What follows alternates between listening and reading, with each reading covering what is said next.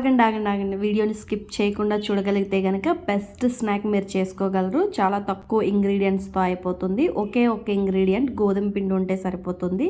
ఇవి చాలా టేస్టీగా ఉంటాయి. చాలా సింపుల్గా చేసేసుకోవచ్చు. వంట రాని వాళ్ళు కూడా చాలా సింపుల్గా చేసుకునే బెస్ట్ స్నాక్ ఐటమ్ అంటే ఇదే. వీడియో నచ్చితే సబ్స్క్రైబ్ చేసుకోవటం మర్చిపోవద్దు. ఇక ఆలస్యం చేయకుండా ఈ రెసిపీ ఎలా చేయాలో చూసేద్దాం. ఫస్ట్ అయితే గోధుమ పిండి తీసుకోండి. గోధుమ పిండి అనేది నేను 3.5 కప్పులు తీసుకుంటున్నాను. ఈ 3.5 కప్పుల గోధుమ పిండితోనే 2 రకాల స్నాక్స్ అయితే చేసుకుందాం. 2 రకాలంటే 2 షేప్స్ లో చేసుకుందాం. చిన్నపిల్లలకి పెట్టేటప్పుడు ఇలా రకరకాల షేప్స్ లో చేసి పెడితే చాలా ఇష్టంగా తినేస్తారు, వద్దు అని అనకుండా. ఆ తర్వాత దీనిలోకి సాల్ట్ కూడా యాడ్ చేసుకోండి. అలాగే 2 స్పూన్ల వాము, 2 స్పూన్ల జీరా కూడా యాడ్ చేసుకోండి. ఇలా ఈ 2 యాడ్ చేసుకోవటం వల్ల మంచిగా అరుగుతుంది. చిన్నపిల్లలకి పెట్టినా కూడా ఏమీ కాదు. కొంచెం ఆయిల్లో డీప్ ఫ్రై చేసామనే కానీ ఇది అసలు అన్హెల్దీ ఫుడ్ కాదు. దీనిలో ఆయిల్ కూడా వేసుకుని ఫస్ట్ ఇలా కలుపుకోండి. స్నాక్స్ గుల్లగా రావాలి అని అంటే ఫస్ట్ కొంచెం ఆయిల్ వేసుకుని పిండిని మంచిగా ప్రెస్ చేసుకుంటూ కలుపుకోవాలి. తరువాత మాత్రమే వాటర్ని వేసుకుని కలుపుకోవాలి. ఇలా గట్టిగా ప్రెస్ చేసుకుంటూ కలుపుకున్న తర్వాత పట్టుకుంటే ఇలా ముద్దలా అయితే గనక ఆ తర్వాత వాటర్ని వేసుకుని కలుపుకోండి. వాటర్ వేసుకుని కలుపుకునేటప్పుడు కూడా కొంచెం కొంచెం వేసుకుని కలుపుకోండి. పిండిని కలుపుకునేటప్పుడు కొంచెం వాటర్ వేసుకుని ఇలా మంచిగా ఒకసారి కలుపుకొని అలా కొంచెం కొంచెంగా వేసుకుని పిండిని సాఫ్ట్ గా వచ్చేంత వరకు అయితే కలుపుకోవాలి. నేను ఈ వీడియోలో చూపించిన విధంగా కలుపుకుంటే త్వరగా పిండి కలిసిపోతుంది. సాఫ్ట్ గా ఇలా అయితే తయారవుతుంది. వెంటనే కొంచెం ఆయిల్ వేసి మొత్తం అంతా పిండికి అప్లై చేసి ఆ తర్వాత మూత పెట్టి ఒక హాఫ్ అన్ అవర్ పక్కన పెట్టేయండి. ఇప్పుడు ఒక 2 స్పూన్ల వరకు నెయ్యిని యాడ్ చేసుకోండి. అదే 2 టీ స్పూన్లతో గోధుమ పిండిని కూడా యాడ్ చేసుకోండి.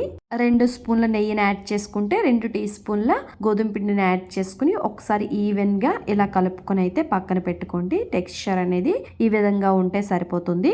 ఇప్పుడు దీన్ని పక్కన పెట్టుకుని మనం గోధుమ పిండి హాఫ్ అన్ అవర్ ముందు కలిపి పక్కన పెట్టుకున్నాం కదా, దాన్ని కూడా తీసుకుని రౌండ్ గా ముద్దల కింద చుట్టుకోండి. నాకైతే ఇవి నా పిడికెడుతో 4 ముద్దలు అయితే వచ్చాయి. రౌండ్ గా బాల్స్ లా చుట్టుకొని ఒక గిన్నెలో అయితే పక్కన పెట్టుకోండి. దానికి కూడా కొంచెం ఆయిల్ అప్లై చేసి అలా పక్కన ఉంచండి.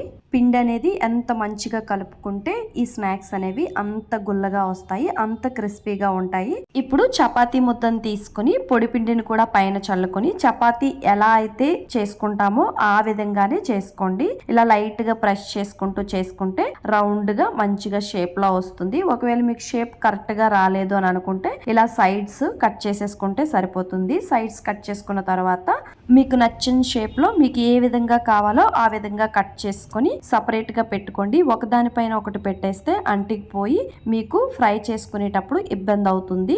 ఒక ప్లేట్ లోకి తీసుకుని సపరేట్ గా విడివిడిగా చేసుకుని పెట్టుకోండి. ఇలా లెంత్ ఎక్కువగా ఉంచి కూడా చేసుకోవచ్చు. మీకు నచ్చిన విధంగా మీ కన్వీనియన్స్ బట్టి మీరు చేసుకోండి.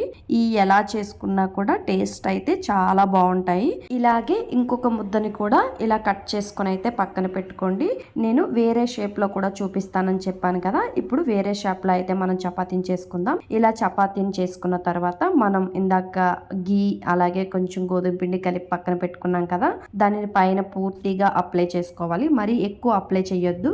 ఆ తర్వాత మీ ఫింగర్స్ తో టైట్ గా ఇలా మొత్తం చివరి వరకు వెళ్ళేంత వరకు రౌండ్ గా చేసుకుని వాటిని ఇప్పుడు ఈవెన్ గా కట్ చేసుకోండి. ఫస్ట్ కార్నర్స్ ఏవైతే ఉన్నాయో వాటిని అయితే కట్ చేసేసుకొని పక్కన పెట్టుకోండి. ఆ తర్వాత ఈవెన్ గా ఇలా సేమ్ సైజ్ లో కట్ చేసుకొని వాటిని నేను ఇప్పుడు ఈ వీడియోలో చూపించిన విధంగా రౌండ్ గా అయితే చేసుకోండి. ఒక్కసారి రౌండ్ గా చేసుకున్న తర్వాత చపాతీ కర్రతో నెమ్మదిగా ప్రెస్ చేసుకుంటూ పామితే సరిపోతుంది.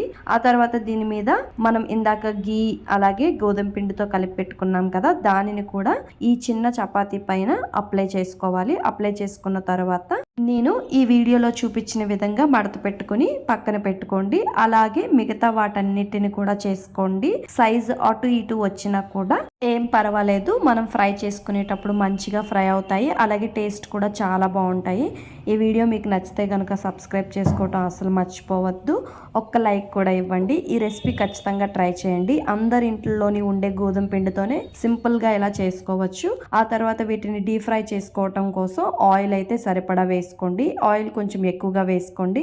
ఆయిల్ ఎక్కువగా వేసుకున్నంత మాత్రాన అస్సలు ఎక్కువగా పేల్చదు. ఒక్కొక్క దాన్ని వేసుకుని మంటని మీడియం ఫ్లేమ్ లో పెట్టుకుని ఫ్రై చేసుకోవాలి. ఖచ్చితంగా గుర్తుపెట్టుకోండి. మీడియం ఫ్లేమ్ లో పెట్టి ఫ్రై చేసుకుంటేనే మంచిగా ఫ్రై అవుతాయి.